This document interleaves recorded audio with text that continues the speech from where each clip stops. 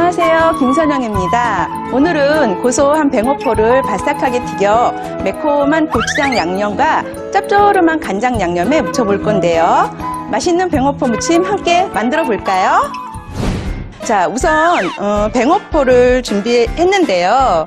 뱅어포는 좀 촘촘하게 있는 게 훨씬 더 뱅어포가 좋은 거예요. 그래서 갖고 오셔가지고 잡티가 있나 좀 이렇게 확인을 해보시고, 자, 잡티가 없다 싶으면은 요거를 반으로 잘라서 기름에다가 튀겨주도록 할게요. 이제 팬에다가 기름을 두르고 기름을 좀 넉넉하게 두를 거예요. 네. 자, 넉넉한 기름 둘러주고, 일단 뱅어포가 되게 얇잖아요. 그래서 불이 세면 안 돼요. 그래서 약한 불로 하셔야 돼요. 센 불에서 하게 되면 금방 타버려가지고 비싼 뱅어포를 다 버리는 경우가 생기게 돼요. 그래서 이제 뱅어포를 제가 팬에다가 한번 넣어보도록 할게요. 이렇게 온도가 올라오면은 금방금방 건져내셔야 돼요. 얇기 때문에 금방금방 튀겨지거든요. 자, 그래서 이렇게 해서 하나 놓으시고, 자, 이번엔 키친타올을 또 이렇게 한 장을 기름을 쫙 빼려니까 한 겹 한 겹 해놓을게요. 이렇게 금방 튀겨지듯 지져지니까 잠깐 딴 일을 하시면 안 돼요. 네. 노릇하게 튀기듯 지진 뱅어포는 키친타올에 올려 기름기를 빼주세요. 이렇게 해서 뱅어포를 약한 불에다가 지지듯 튀겨줬어요. 자, 양념장은요, 간장 양념 들어갈게요. 간장 조금 들어가고요. 그 다음에 여기에 이제 고춧가루 들어가주고요. 그 다음에 마늘도 좀 넣어줄게요. 그 다음에 여기에 물엿이에요. 오늘 뱅어포가 바삭하니까 설탕은 안 넣고 물엿으로. 자, 그 다음에 요거 참기름. 여기다가 이제 고추장 넣어줄게요. 자, 그러면은 이렇게 하면은 오늘 이제 매콤한 고추장 양념이 완성이 되겠죠. 자, 이번에는 오늘 양념장 끓이기 전에 아몬드부터 좀 살짝 팬에다 볶을게요. 아몬드를 팬에다 볶게 되면 견과류에 있는 지방 성분이 조금 더 고소해지는 것이 있어요. 그래서 아몬드를 마른 팬에 살짝만 볶아서 오늘 뱅어포 무침에 같이 넣어주도록 할게요.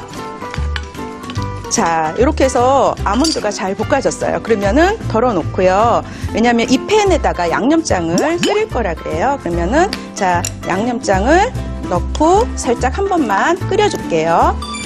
많은 분들이 그냥 무치면 되지 양념장을 왜 끓여주냐고 질문들을 하세요. 그런데 이게 밑반찬이잖아요. 한 번에 다 먹는 게 아니라 좀 두고 먹을 거라 저장용으로 길게 드실 거면 이렇게 한번 끓여주시는 게 훨씬 더 오래 보관할 수 있는 방법이 되기 때문에 이렇게 살짝 한번 끓여주는 거고요. 그렇다고 양념장을 막 졸이거나 그럴 필요는 없어요. 그냥 이렇게 해서 바로 불 끄시면 돼요. 자, 그러면 곧바로 무침볼에다가 양념장을 넣도록 할게요. 자, 아까운 양념장 조금이라도 남기면 안 되죠. 싹싹 긁어서 넣어주도록 할게요. 네, 자, 이렇게 해서 양념장 됐고요. 자, 이번에 이제 우리가 해야 될 일은 이제 뱅어포를 자르는 거예요. 뱅어포를요, 자, 이렇게 한 입 크기로 해주시면 되는데, 애들이 먹을 거면 조금 더 작아도 되고요. 어른 드실 거면은 조금 커도 되고요. 저는 이제 몇 센치로 해요? 그러면 한 3 곱하기 3cm? 뭐 그 정도로 하라고 말씀드리고 싶어요. 자, 그러면은 뱅어포를 보세요. 여기 지금 키친타올에 빠진 기름이 어마어마하죠. 그래서 기름을 좀 빼주셔야지만 담백하게 드실 수가 있어요. 이렇게 먹기 좋은 크기로 잘랐는데요. 이렇게 자른 뱅어포를요, 이번에는 무쳐보도록 하겠습니다. 네, 뱅어포를 넣고요. 네, 바삭하게 구워져가지고 굉장히 고소할 것 같아요. 자, 그러면 여기다가 이제 오늘 아몬드도 좀 이렇게 같이 넣어줄게요. 아몬드가 볶아져가지고 막 따뜻해요. 오늘 요 뱅어포 무침 요 양념장으로요, 멸치볶음 같은 거 하셔도 돼요. 그리고 이렇게 무치는 게 싫다 그러면은 소를 이용해서 아니면 수저를 이용해가지고 양념장을 바르는 방법도 있고요. 그럴 때는 또 먹을 때마다 잘라서 먹어야 되는 번거로움이 있어서 저는 오늘 이렇게 무쳐보도록 한 거예요. 이렇게 이제 다 무쳐졌는데요. 마지막으로 좀 통깨를 뿌려서 완성을 하도록 하겠습니다. 네, 자, 이렇게 통깨를 뿌려서 더욱더 고소한 맛을 좀 더 배를 증가시켰는데요. 오늘 뱅어포에 아몬드에 통깨까지. 이거 뭐 고소함의 결정 덩어리인 것 같습니다. 네, 자 그러면 완성 접시에 담아보도록 하겠습니다. 자, 이렇게 뱅어포를 구워서 잘라서 이렇게 묻혀두게 되면 먹을 때마다 잘라서 먹는 불편함이 없어서 저는 좋은 것 같아요. 이렇게 해서 간단하지만 맛은 최고인 매콤한 뱅어포 무침이 완성됐습니다. 자, 이번에는 짭조름한 간장 양념에 무쳐볼게요. 네, 이번에 간장 양념에는요, 우리가 좀 칼칼한 청양고추를 좀 넣어볼 거예요. 그래서 청양고추를 좀 썰어보도록 할게요.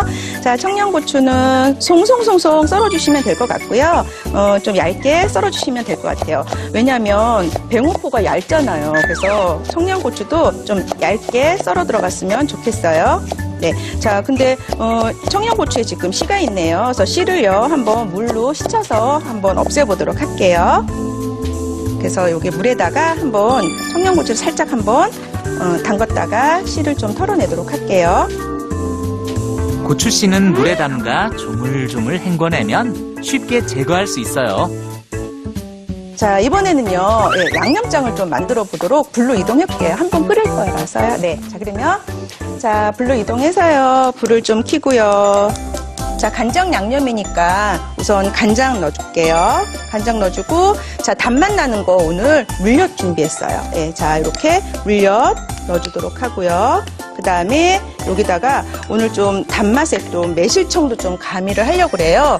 매실청이 들어가면 뱅어포에 좀 비린내를 없애줄 수 있는 역할도 또 하거든요. 자, 그 다음에 여기에 참기름, 자, 이렇게 한번 끓여주고요. 그 다음에 바글바글 끓고 나면은 송송 썬 청양고추를 한번 넣어주도록 할게요. 이 양념장을 끓여주는 이유는 오랫동안 보관을 하고 드실 수 있으라고 지금 이렇게 끓여주는 거예요. 네, 끓기 시작하네요. 네. 네, 자, 양념장이 이렇게 바글바글 끓이면 돼요. 너무 졸일 필요는 없어요. 자, 그럼 불을 끌게요. 자, 불을 끄고요.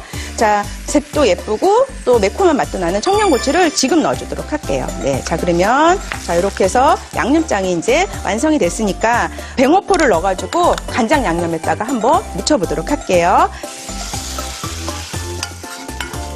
자, 무침볼로 이동을 했고요. 그 다음에 이제 여기다가 뱅어포를 넣어서 버무리면 되는데, 요거는 아까 제가 썰어둔 거예요. 그래서 요거를 넣어서 버무려 보도록 할게요. 짭조름한 간장 양념에 버무릴 거니까요. 네. 왜 애들이 있거나 그러면은 좀 매운 거 못 먹잖아요. 그래가지고 애들이 먹기에는 좀 청양고추가 매울 수 있으니까 애들을 줄 때는 청양고추는 넣으시지 않는 게 좋아요. 자, 바삭바삭한 뱅어포가 간장 양념에 샥 지금 감쌌는데요. 자, 마지막으로 이제 통깨를 좀 넣어서 완성을 해보도록 하겠습니다.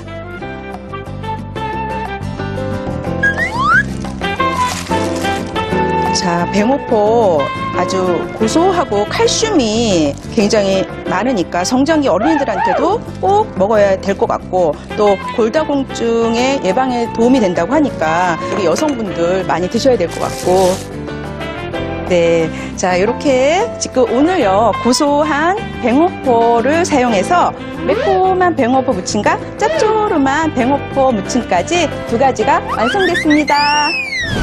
뱅어포 하나로 두 가지 반찬을 뚝딱! 깔끔하게 매운 뱅어포 무침과 자꾸만 젓가락을 부르는 짭조름한 뱅어포 간장 무침까지 오늘의 영양만점 레시피 꼭 도전해보세요.